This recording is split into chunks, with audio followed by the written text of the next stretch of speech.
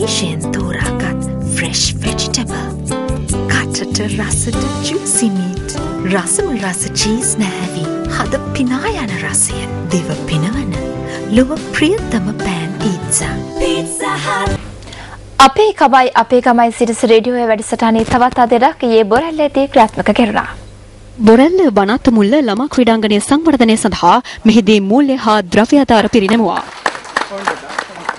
විශේෂයෙන්ම සිරස ළඟම නෑ බවට පත් වෙන්නේ ඕගොල්ලන්ගේ ජීවිතයේ කොටසක් බවට පත් වෙන නිසා.